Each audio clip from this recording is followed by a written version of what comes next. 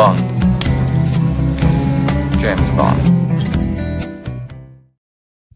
Hello, everyone out there, and welcome to another episode of Shakin and Not Stirred. Thank you for joining us tonight, myself and Adam. How are you doing tonight, Adam? I am quite well. How are you doing?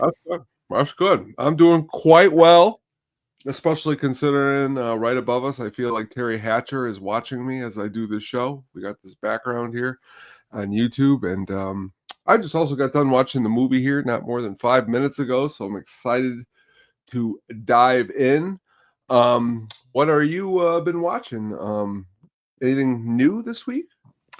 Well, I did finally get around to watching Begonia. So I did.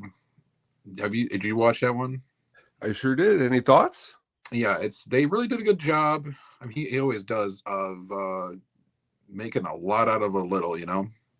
not using elaborate sets, not using a lot of, CGI and stuff like that. It's but it's definitely, like I said, took a kind of fun idea, and kind of it was obviously a dark comedy, and made it very, poignant. But yeah, I mean, like the director Yorgos Lanthimos, like, he's done like stuff like that. Like he did like with The Lobster, that was kind of a crazy movie, and Poor Things, and which Emma Stone was in it as well. So I mean, the dude makes some weird stuff, but this was kind of a little simpler, I think, than those movies, if that makes any sense. Yeah. But there's more substance in it than what's on surface, obviously, and obviously it's got twist ending to it and everything, and it kind of sticks with you. So it wasn't like, I wouldn't say it's a spectacular film, but it's definitely one that the day after I watched it, I was thinking about it most of the day. So it obviously did something right, Yeah, I mean, I'm gonna give credit to Jesse Plemons' performance in the movie. I really think he did a good job working with what he was supposed to in the movie. And obviously, I like the twist. I like all the other little things, and I would agree with you. I don't know. I haven't really sat down and thought about my top movies, even of the year yet for the Oscars. But I'm sure it's up there because it was pretty good. But some of his other movies for me, they're either hit or miss. But this one hit more than miss. Yeah, so this one kind of stuck with you a little bit more. It was, like I said, a little more poignant, and I just thought it was funny. The weird thing about it, the funniest parts I found in the movie were probably the way Emma Stone was talking to Jesse Plemons when she first got captured or whatever, because she's still talking to him like a CEO, and then she's like, here's what's going to happen. I'm not in control in here, but I know what goes on out there. Like, she speaks like a person, like, running a seminar would speak, to make them understand, like, keep direct eye contact. And she was like dotting, like, she was like checking all the boxes and everything with the conversation. And for some reason, I found that like really funny that she was like acting like that in that particular situation. Now, is it realistic that someone would in that particular scenario? No, but then we kind of find out why, later on, that she's kind of so calm about it. But yeah, it was, I don't know, it was pretty cool, and it's definitely worth people watching, at least once, get a view in. Yeah, I would definitely agree. Other than that, I've been, watching. I was watching All the President's Men. That it was on yesterday. I was watching it. Yeah, it's on Pluto right now. I was watching it on Pluto too. You got me on this Pluto, man. Thank you. Dude, it's fantastic. I was watching. You got horror movies. You got action movies. I was watching War Games again the other day on Pluto. Oh, that's a good one. And what else? Roadhouse was on BBC. No, it was BBC America. It was something else the other day. I was watching some of that. I knew you'd like that. So that's pretty much it. And Sunday at Imagine here in Portage, they're going to be playing Casablanca again. So I'm probably going to go see that again. Oh, you gotta see Casablanca. And maybe just like last time, remember when you went home, it was on TV? And then that was weird. On TV. Yeah, that was pretty Well, maybe on someone will go with me this time. I don't know. Maybe not. But hey, that's what makes you an awesome explorer. That you're never going to miss out on a chance to see Casablanca. No. But here we are into our next entree for James Bond. Why don't you get us all caught up for Tomorrow Never Dies? So, Pierce Brosnan was a big success in GoldenEye. Everyone loved him as Bond. They loved the movie, and it's kind of at a point now where in Hollywood, where budgets are getting massively, they're basically just getting massive now.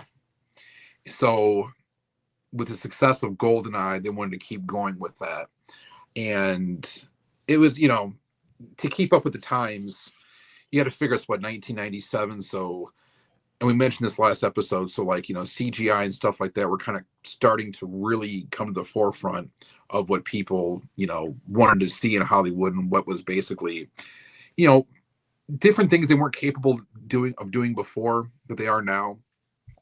Fortunately, the Bond series up to this point really didn't rely on too much of that.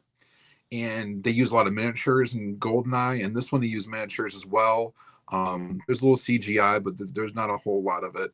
So, but this movie kind of got back to, this was almost like a Roger Moore film set in 1997 in a way.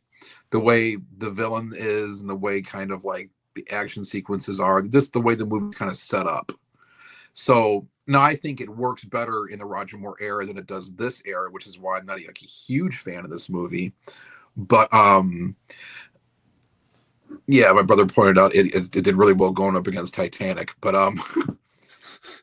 but although, hey, I'll tell you what, besides Titanic, I don't know if there was much going on that year that really came out that was really memorable. Besides, obviously Titanic was going to win everything, and it made more money than anything.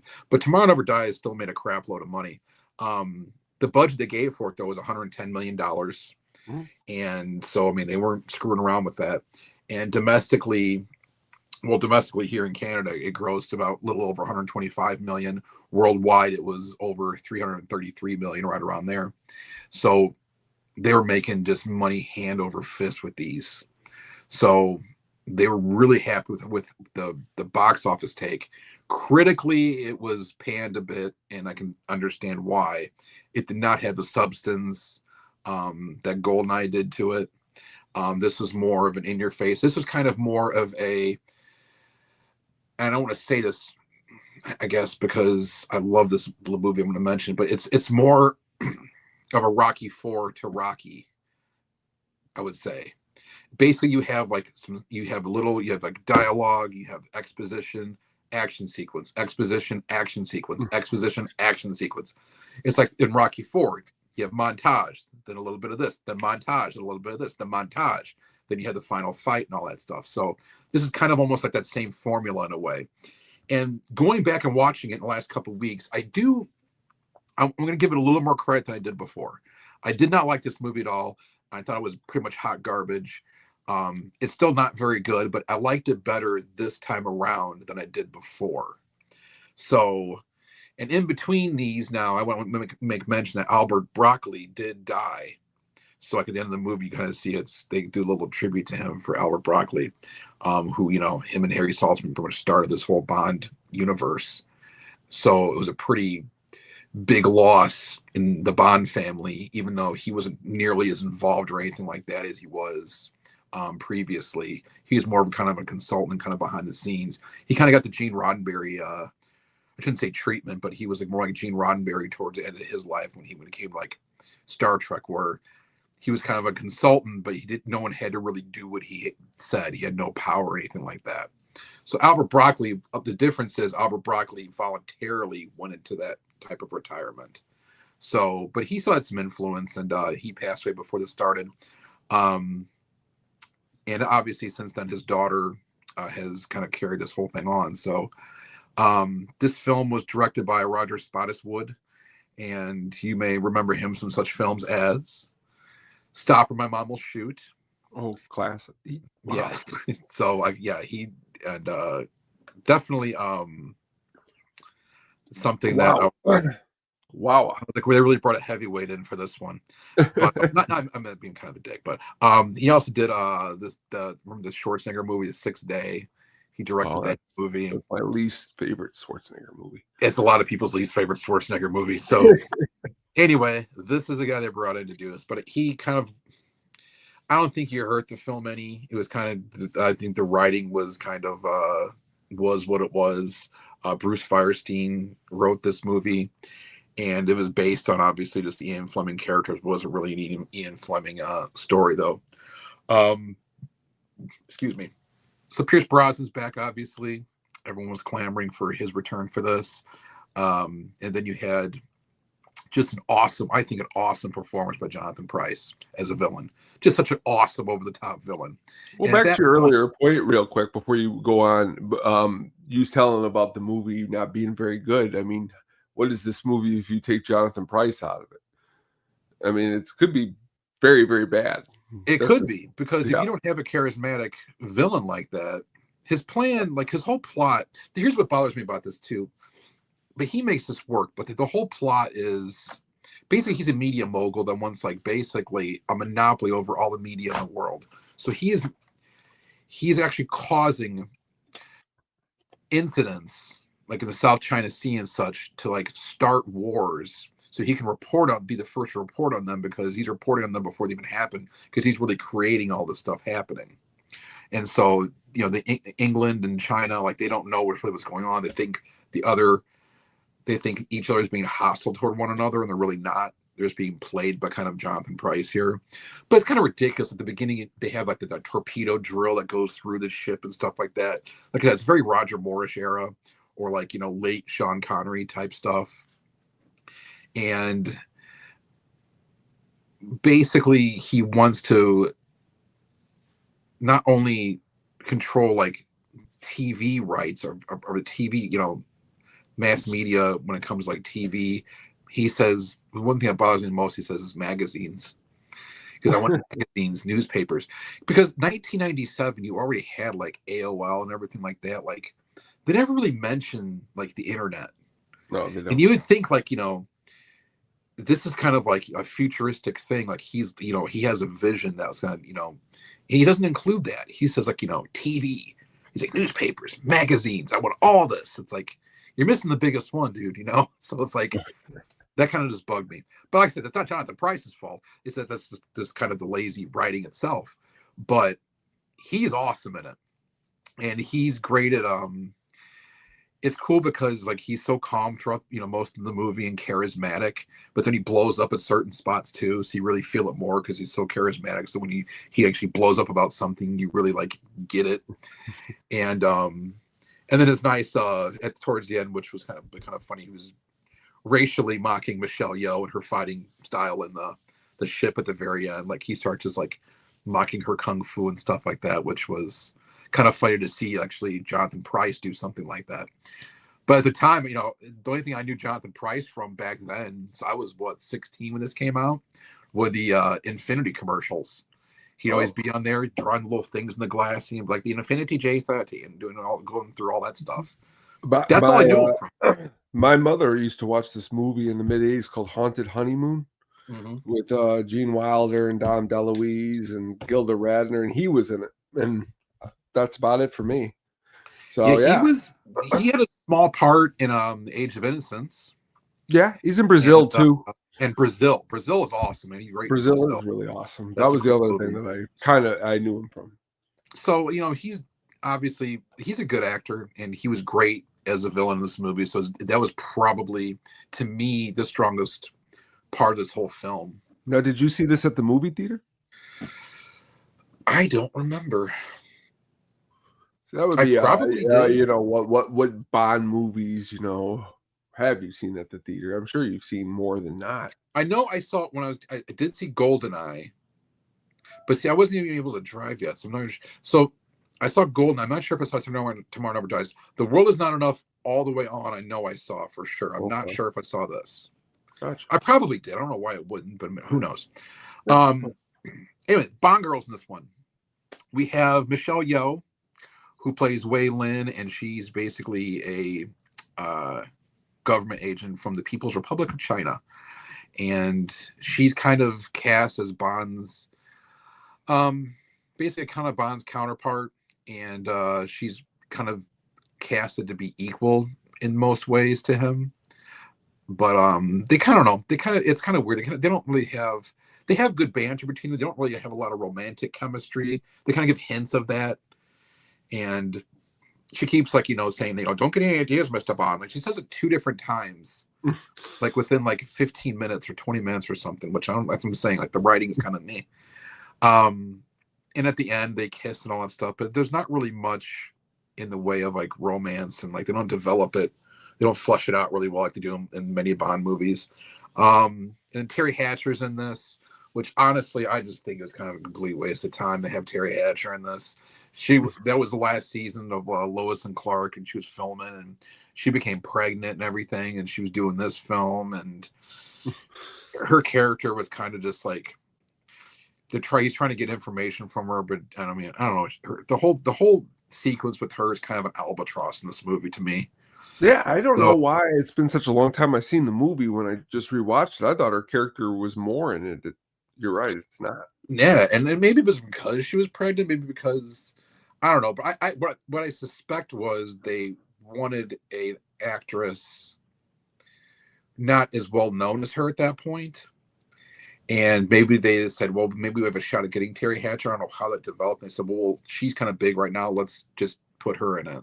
Because why wouldn't you, So they marketed her, like you can see behind you on this thing. Like they marketed her pretty heavily, more heavily than Michelle Yeoh even, Mm-hmm.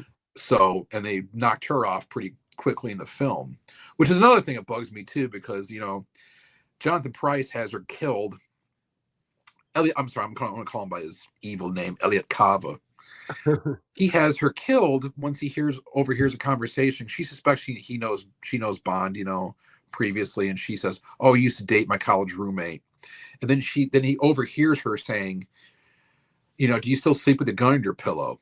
And then all of a sudden, like he's like, "Oh, well, they must have been together." And she could have been the roommate of the college girl she's talking about, her roommate. Sure. And her roommate told her that, or she like saw that one day, and she's like, "Holy shit, this guy's crazy," That one line right there should have not given any more away than like that's something like he would have been like, "What do you mean by that?" or "Why would you say that?" or But he's also a crazy villain, so he had her killed quickly by Vincent Chiavelli, who's in this too as an odd comic relief. Yes. I shouldn't say it odd. He came in as kind of comic relief at an odd point of the film.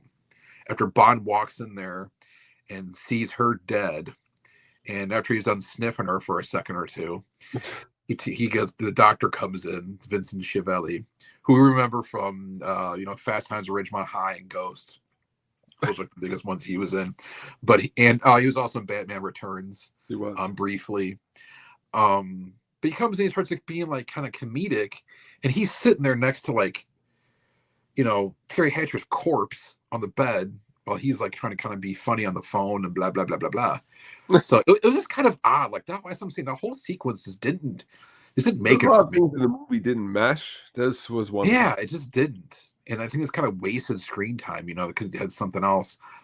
Anyway, so you also had Goetz Otto in this, and he plays Mr. Stampa, who is kind of, he's like your typical blonde Bond henchman. Yeah. From Red Grant to Narcos to the whoever, man. Like you just name, you can go to For Your Eyes Only. You can go, I don't know, just name a movie with a blonde henchman. He's one of them. So, but I mean, he's kind of got, you kind of learn towards the end, he's got like superhuman strength. He's picking Bond up with like one arm. He's taking like knives to the shoulder and all sorts of weird things. But his speaking parts, like he's very limited at that point as an actor. But he other than that, he was all right. And as just kind of your run of the mill henchman. Yeah. I mean, he was also if he eventually would be in like many years later, he had a part in Cloud Atlas. But other than that, I don't really know much more that he's really done. Anyway, so moving on there. We got Judi Dench back as M, and she's more in kind of a war room uh, setting in this film with Jeffrey Palmer, who not coincidentally, I'm sure there was something to it. That was her co-star in As Time Goes By, the show they did, an English British show. And Judi Dench and Jeffrey Palmer were husband and wife in that show. And so they brought him in to be an admiral. And he's kind of the admiral, who's very shoot first, ask questions later type person, whereas M's completely different. And you can see that in kind of the opening pre-title sequence. The rapport like those two have, it's like he's very rash and she's like, you need to calm down, like, let my guy do his job and blah, blah, blah, blah, blah. But, and like the opening sequence itself was pretty decent. It was all right. Like the action sequences, I have nothing You would think say about after you those. did GoldenEye that this would be a little in that ballpark, but I don't know. Maybe that was just me. I mean, it's not terrible. It's just, I don't know.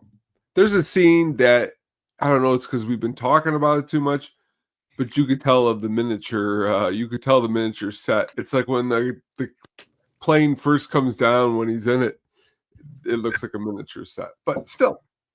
Yeah, it's like I said, this movie's just a little bit lazier than the previous, and pretty much it's not a good time. It's a great, it's still a James Bond movie, but it's still a Bond movie, and like it's action, it's full of action, and like and they brought like, hey, movies like Rumble in the Bronx and things like that were kind of big at that time, which is kind of why they brought Michelle Yeoh in to have that kind of fighting.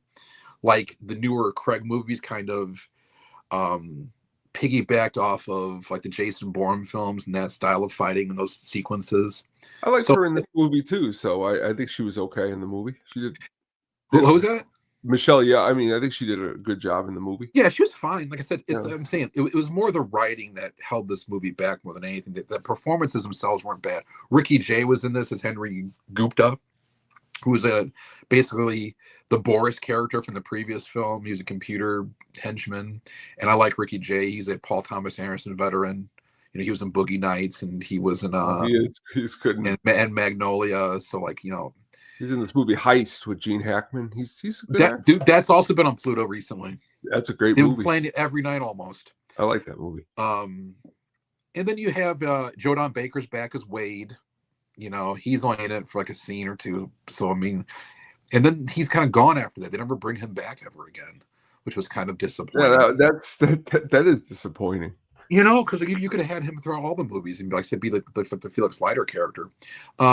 Samantha Bond's back as Moneypenny, and she's she has her few scenes in it and banter with Bonds and her sexual innuendos and all those things going on with her.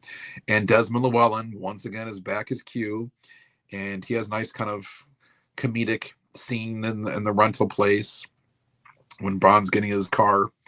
And this is actually Desmond Llewellyn's penultimate movie too, because the next one would actually be his last film.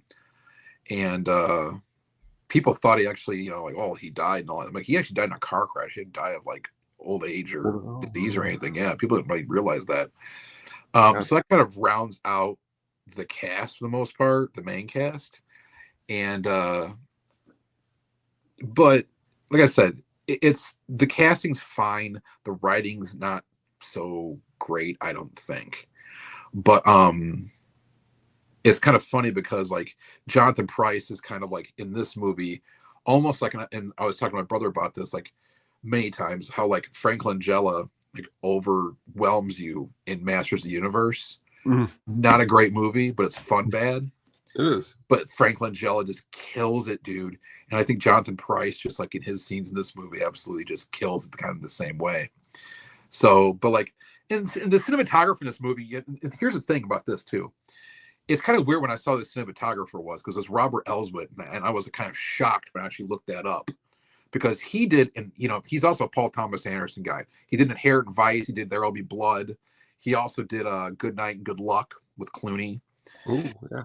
But like if you look at this movie, like nothing about this movie really stood out like that. Yeah, you don't see, like you could not tell it was him. And all these movies I mentioned were made after this movie. So he probably didn't really have his feet wet yet and all that. But Yeah, if you could look at the strengths of this movie, it's definitely the action sequences. Jonathan Pryce. Jonathan Pryce was actually almost wasn't even in this. They actually asked Anthony Hopkins, Really? but he was on the set, but it was like so chaotic that like he was done in like less than a week. So he was like, it was just too chaotic. And then like they had I'm trying to think of who they're trying to get for oh, I know who it was. So I mentioned earlier that they're looking for someone different to play Paris Carver, who Terry Hatcher became. And I think they wanted to have Monica Bellucci do it. Mm. And she's kind of I think she just said no, but then she eventually was cast in Spectre in 2015 anyway. So she did get her Bond girl moment much later, almost 20 years later, 18 years later.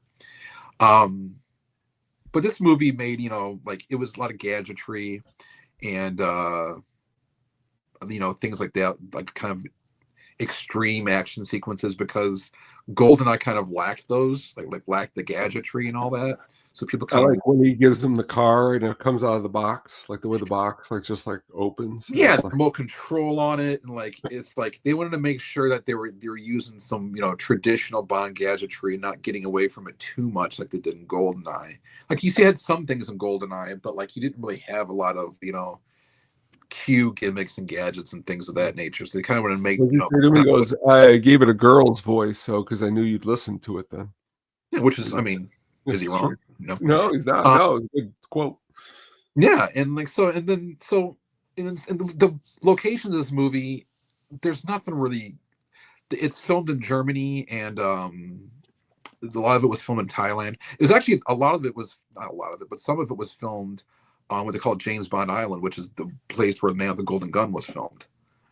So like that same place, they filmed parts of this movie in too, and then some scenes like off the coast of like Vietnam, right there they used. So, but it didn't stick out at all. Like the locations usually in Bond movies are a big part of what the films are. A big part of their identity. This one just kind of didn't have that. Like I said, it's kind of like Rocky Four. It's just here you go, action sequence, exposition, action sequence. Don't give a crap what's going on around it. And it just goes through. It's going to be it's going to be a thriller from the beginning to end. And it was one of the shortest Bond movies. It's just under 2 hours. Yeah. So they kind of crammed a lot in there. They could have probably, That's why I didn't think I was going to make it watching it. I was like, oh, it's under 2 hours. Oh, but that's the thing. Like you could have, if you made this movie 2 hours in just 10 minutes, give an extra 15 minutes or something of like Paris Carver or something added to it that kind of makes it a little, it gives it a little bit more. It would have done it justice, but it just kind of didn't. What I think did help this, and so far I think if I'm not mistaken, Octopussy is the only one that we really haven't agreed on when it comes to like themes and stuff that we like and don't. I like this theme to this movie by Sheryl Crow in the opening sequence, and it was a good choice for it. But I think the one they didn't go with, the Katie Lang version called Surrender, was a way better song. And I'm glad they mixed that song in throughout the film and then played it at the end. Because Sheryl Crow's song, like I said, it was pretty cool, but you only heard it in the opening theme, and that was it. That's all you really heard of that pretty much period. They mixed more of the Katie Lang song in, so I don't know why they just didn't go with it, but it is what it is, whatever. But yeah, I like the Sheryl Crow version and the Katie Lang version. You know why they went with Sheryl Crow, because at the time she was a hotter star and it was going to be able to sell more records. But Katie Lang song is really good though. Yeah, but that's what I'm saying. Katie Lang was big enough at that time, but I guess you're right. Like Sheryl Crow was huge. Katie Lang's like 94, 95, 96. Like this is like the end of Katie Lang's like blossoming period. And Sheryl Crow just came out with a couple Tuesday Night Music Club. It's been a couple years and she was larger at that point than Katie Lang ever was, period. So like that's true too. So but they don't take away Katie Lang's pride. I mean, because no, I'm not taking anything away. I'm just saying, when it comes to actual sales, and and she's on the Billboard charts for this, and that.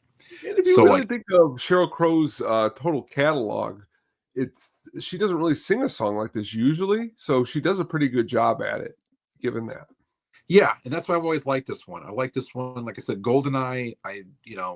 Not that I love that movie, but the music in this movie is They did a well, good job. the opening theme of this movie's better. The music throughout GoldenEye I like a lot. The song at the end though by Eric Serra, I'm like, what the fuck is that? And this one, like I said, they played the Katie Lang song, so it was much. I thought this was much better, but that's pretty much the only thing it really has. Like David Arnold composed this song, so he's the one that mixed all this into the film, and I thought he did a great job doing it. Like not since like John Barry did it, like in all the other Bond films that someone mixed it so well. And also, this is the first Bond movie probably that had the Bond theme playing in it throughout the movie. You actually hear the 007 James Bond, Monty Norman theme playing quite a bit in this movie, which hasn't happened in a while. I couldn't remember the last one that really it was that prominent in. So they wanted to bring that back, bring the gadgetry back, put more action in there. So they kind of wanted to give you more of a throwback. And the thing was, GoldenEye was so damn successful. I don't know why they got away from some of the stuff that made that film work so well. They were afraid that they were gonna, basically alienate older fans or something. But if that was the case, then GoldenEye wouldn't have done as well as it did. People wouldn't have liked it and been looking forward to this movie as much as they would have if that was the case. So I just don't think that was a great decision. But it is what it is. And like I said, it's better I shouldn't say the second time because I've seen it many, many times, but it was better this last viewing or more tolerable than it was previously to me. So I don't know how many times have you seen that one before you watched it today? 2 times maybe. And was it any different this time around than? You know what it was? I'll be honest with you, and maybe it's just me. You take all the Roger Moore and even the Sean Connery ones, and for some reason, this feels more dated than those do. Like just the overall feel of it. I don't know if it's just the '90s technology in the film, but like when I go back and watch like The Man with the Golden Gun, I don't get like I feel like it feels cool. Where when I'm watching this, I feel this '90s. Like I'll be honest with you, Pluto had on a '90s movie yesterday called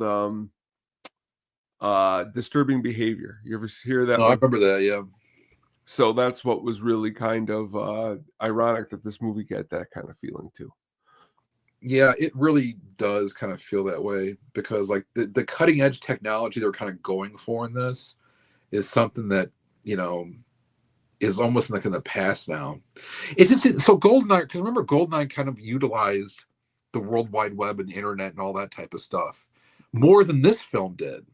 Yeah. And you'd think, they would expand on that a bit, but they just didn't with the technology and everything. Yeah, it's weird. I don't know. Maybe it was just because I watched it now. Like I always like to put myself also empathetically in a dark movie theater watching this movie.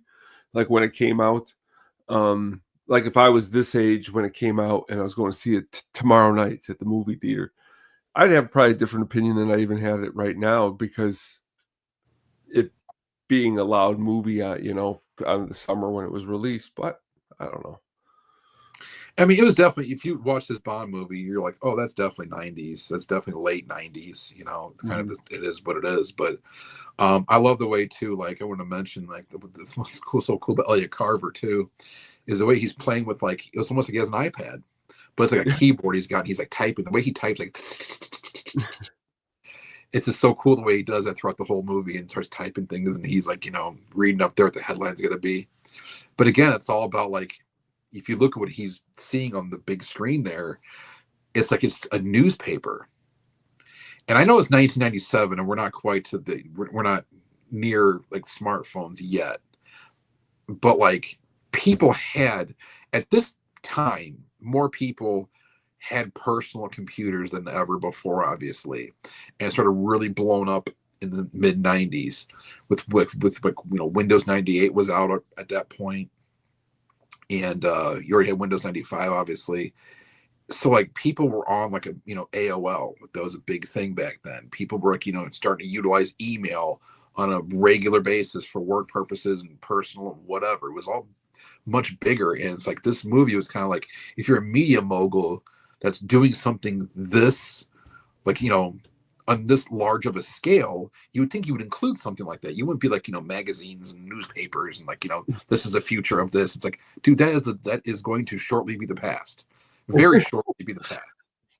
So it's almost like I'm surprised he didn't mention like having. I'm surprised he didn't have a fucking phone book or something. It's like dude, it is. I don't know. It kind of just blows. But I'm saying that is on the writing. The writing is probably the laziest thing about this movie. And they wanted to churn out, hey, let's just make something that's action packed. It has old school Bond gadgetry, some old school action type sequences, an old school villain. I mean, look at the way he dresses. That's a Bond villain type. Well, it's like he did his research. It's like he watched every other Bond villain and said, you know what? I want to hang with these other Bond villains. And he did a pretty good job at it. He did. And the good thing about, the Brosnan era, I do like, up until that one shitbag movie, I do like the villains in most of the movies. So, and and they had two villains basically in Goldeneye, and they had one villain here, and they also had like basically two villains in World Is Not Enough, and they went back to like one villain, but like the villains for most of the movies are pretty good in these films. So that's something I'm going to complain about. And like I said, this is no exception. The Bond girls, Michelle Yeoh doesn't get much screen time, but neither does Terry Hatcher. But like they can almost kind of cannibalize each other in a way. So you don't see much of them on screen as you like. And when you do see Michelle Yeoh on screen with Pierce Brosnan, the vast majority is in an action sequence. When they're in her whatever that place she has there, and she has all of her equipment, all this stuff, but that's the most like dialogue they have between each other and everything, and explain to her what's going on and kind of feel each other out for this and that. So you kind of miss out on that. Like Goldeneye, Natalia was with them for the whole like second half of the movie, and they kind of slowly developed the romance, and that they kind of did a good job of like really pushing that along.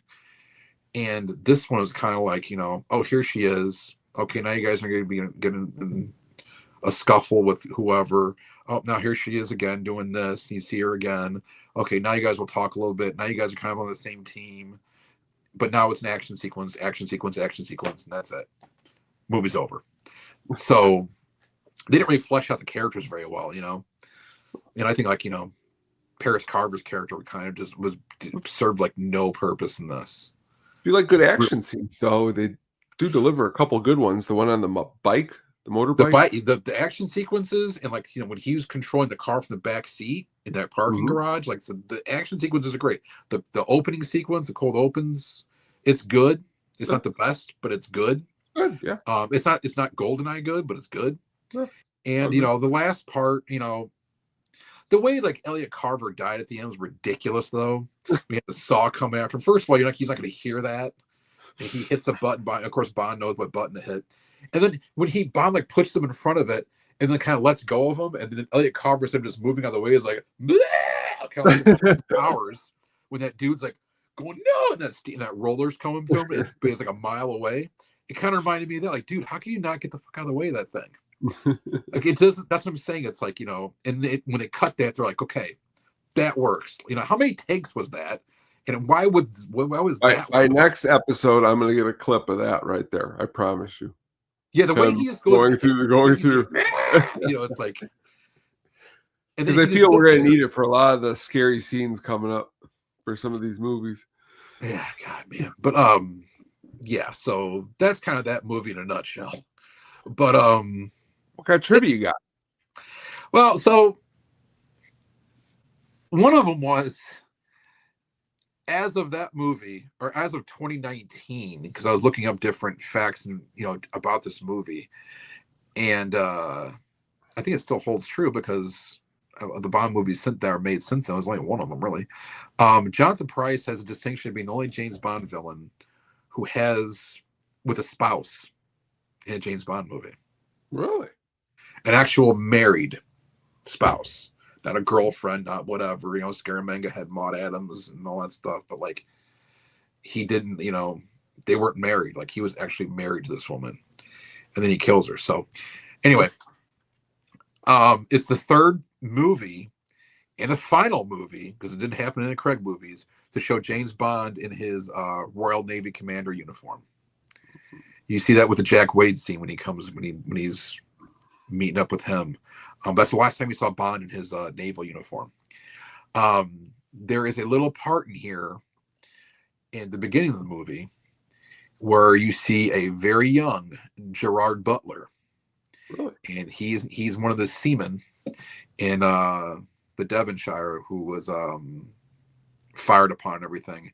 And it's kind of funny because he was like later considered to be Bond when Daniel Craig got picked, but he was off. Yeah. He was actually offered, but he turned it down because he thought he'd be like typecast or whatever. So now he's doing Greenland too. And now he's doing Greenland too.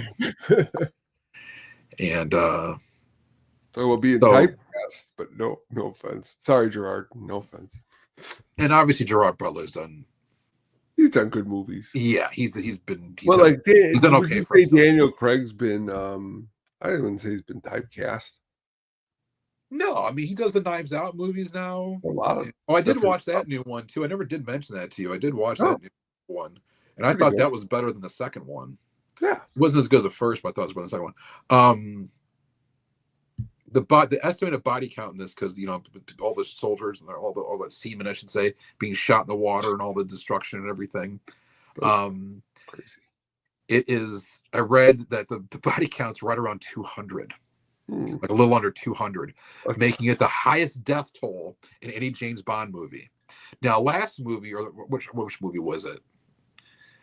I think I said maybe it's the last movie that Bond killed more people in that movie himself than any other movie. Yeah. But this had the highest death total. Oh, it was the one with Timothy Dalton, the License to Kill, I think it was. License to Kill? Okay. Well, that does make sense because that was a super violent movie. Yeah. This has, because he killed, it was like 47 people or something. Yeah, that's what you said. So this had just under 100 people overall, or 197, like right around there. I think it said 197 killed overall in this movie. It's quite a bit. In the Elliot Carver's introduction scene I have here, one of his reporters announced, this is kind of a weird little fact. One of his reporters, because he has a whole screen, he's got everyone reporting to him. And they say it announces a flood in Pakistan, riots in Paris, and a plane crash in California. So in 2005, hundreds of kids from low-income Parisian suburbs rioted for a month after two kids accidentally electrocuted themselves in a transformer while trying to hide from the police, apparently. So there were actually riots in Paris. Wow.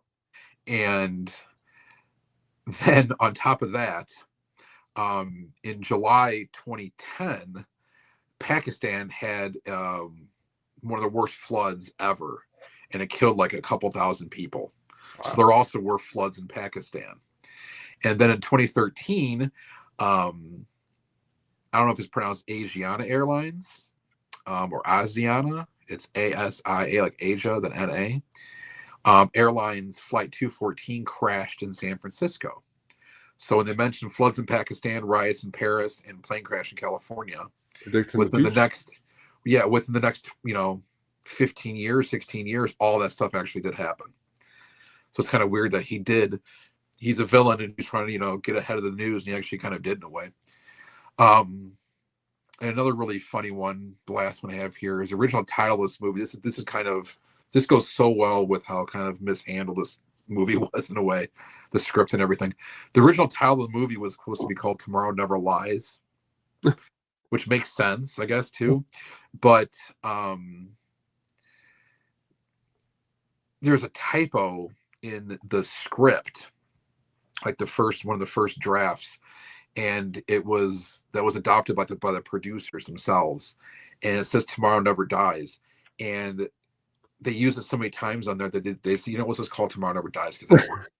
Lazy So it writing was like that. used instead, yeah. So it's like they almost like they didn't pay attention, and there's a typo. The person writing it made a typo on there, and it's like, and they're kind of like, okay, whatever, that's fine. We'll just use that.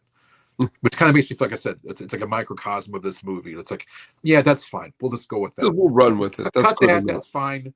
That we'll just move along with this, and we'll just cobble it all together into like, it's kind of like Monty Python, the Holy Grail in a way. It's like a bunch of like skits combined into one movie that turns Life into of one Brian, film. yeah, or I'm Meaning of sorry, Life, same Meaning of way Life, too. Meaning of Life, Meaning of Life. But Yep. it's like you take a bunch of like little sequences and just cram them into together, and you just go step by step through the whole movie. But it's still, like I said, it's still fun to watch. It's not like I'm gonna sit there and like, oh, Tomorrow Never Dies is all, No, I'll watch it, and there's some good things about it. But next to Goldeneye, it's a second Bond syndrome. And I mentioned this to my brother the other day too. It was like, Connery had a better second movie than his first. mm-hmm. And then Lazenby never had a second movie.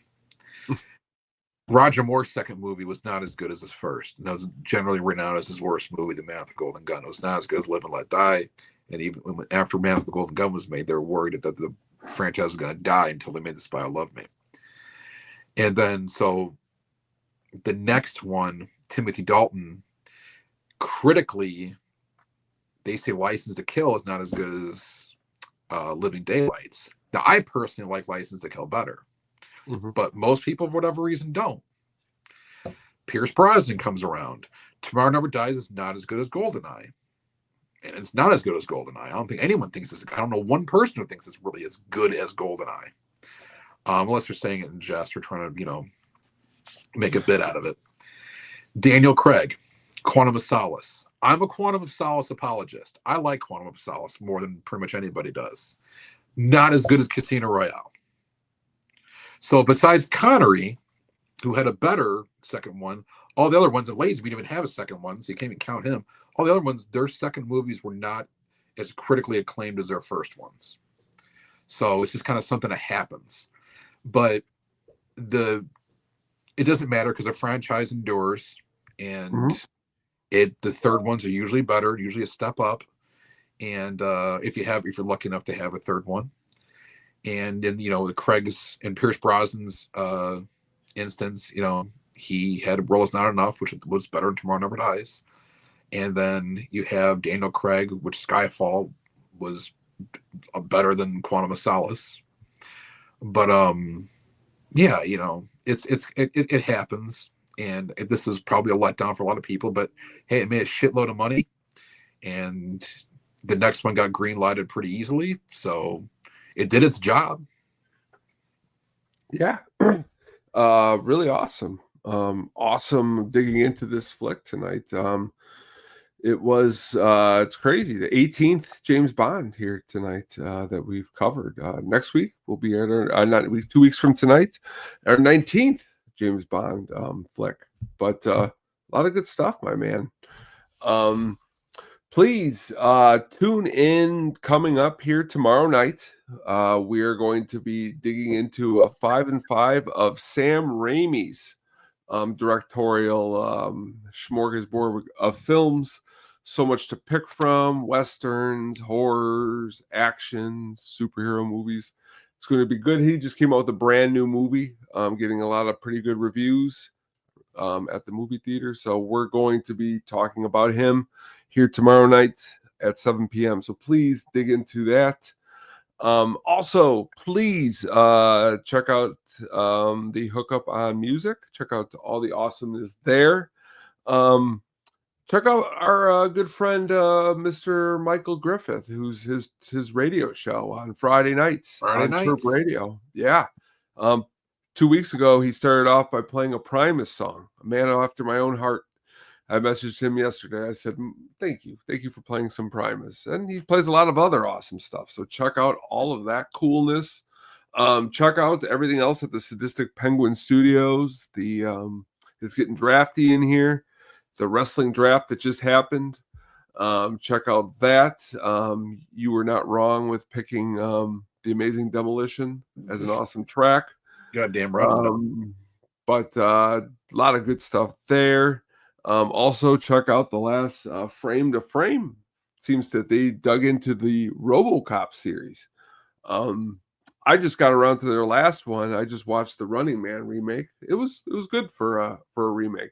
It's a different movie. I haven't seen that yet. It's a different one than the original one. So, I think the original one is like a fun bad. I like it. Is that in regard? This movie's more of like an action movie that could possibly be bordering on really good. It depends on. But if you go into it comparing, it's just nothing alike. It's a losing battle when you go in and do that immediately. That's the problem. It's a big losing battle. So, but if you have ever seen the remake of RoboCop versus the old one, I already know where I stand there. The original is a lot better. But that being said, please check out all the other episodes we've done of Shakin and Not Stirred. You could go all the way back to the beginning and go all the way through, and you could hear our rants, our laughs on The Man with the Golden Gun, which was a great one, all the way to our fun with Moonraker. I mean, we've had a lot of laughs on this show, so we got a lot more. More movies were just fun, weren't they? They were. And we got some more laughs because I know when you're going to go off angrily in a couple episodes, I'm going to be laughing. Oh, 1 month. Yeah. I'm not even doing any research. I'm just going to shit on that thing for just 50 minutes. Well, thank you, everybody, for joining us. Thank you, Adam. And we will be talking soon, everyone out here. Have a good night. And go buy an Infinity J30.